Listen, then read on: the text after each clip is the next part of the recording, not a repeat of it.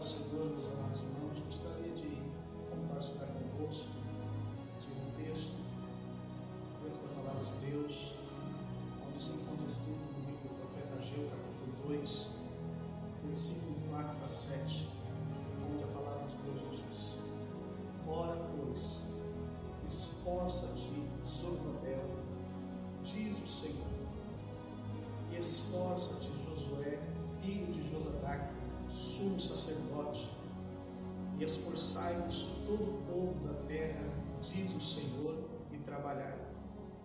Porque eu sou convosco, diz o Senhor dos exércitos, segundo a palavra que concertei convosco, quando saíste do Egito, e o meu espírito habitava no meio de vós, não temais. Porque assim diz o Senhor dos exércitos: ainda uma vez, daqui a pouco, e farei tremer os céus, e a terra, e o mar, e a terra seca. E farei tremer todas as nações, e virá o desejado de todas as nações, e encherei esta casa de glória, diz o Senhor dos exércitos. Esse texto trata-se de uma realidade vivida pelo povo de Israel mediante a reconstrução do templo, ou o segundo templo feito em Israel. Mas eu gostaria de compartilhar convosco de algumas coisas que Deus me trouxe ao meu coração na tarde desse dia para nós, igreja do século XXI. A primeira coisa que podemos ver é que o profeta, ele se direciona a Zorobabel, a Josué e a todo o povo da terra, com uma orientação, dizendo: esforça-te. Esta é uma palavra de Deus para mim e para a sua vida: esforça-te. Mediante a tudo que estamos vivendo, e mediante a tudo que estamos aí observando, aos tempos que podemos observar, que dia após dia, mês após mês, ano após ano, há acontecimentos sobre a face da terra que vêm procurando em todo instante acabar ou destruir a raça humana. Mas há uma recomendação de Deus para nós, aonde Deus ele nos diz: esforça-te. Mediante a tudo que estamos vendo, em tudo que estamos vivendo, em tudo que estamos passando, atravessando, há uma recomendação de Deus: esforça-te, principalmente na presença de Deus. Se formos observar, o que Deus aqui está requerendo do povo de Israel para aquele tempo era o esforço mediante a realização ou a construção do templo, ou seja, a obra do Senhor, estar na presença de Deus. E isto é o que Deus está requerendo de nós, a esforçarmos, porque foi Jesus quem disse que aquele que perseverar até o fim será salvo.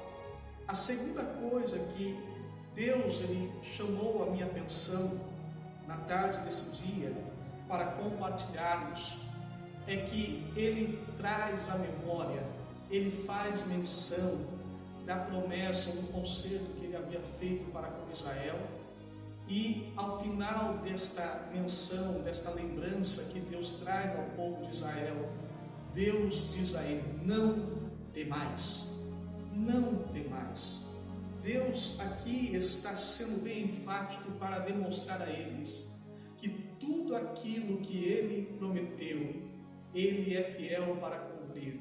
Não temais, porque é um concerto, uma aliança, uma promessa que Deus fez para com o teu povo. Que neste tempo, irmãos, nós possamos crer que Deus ele está no controle de todas as coisas. A nossa vida está em Deus, a nossa vida pertence a Deus.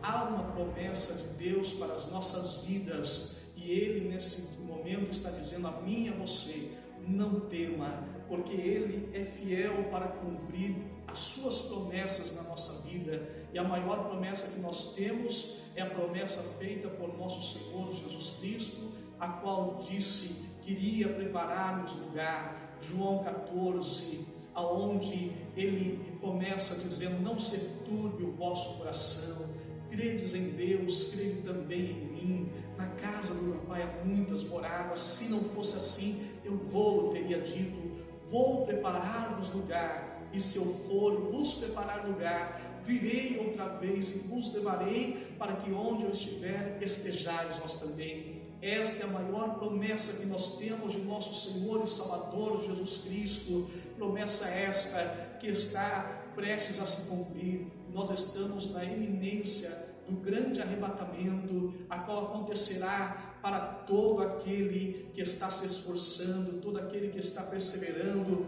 na presença do Senhor.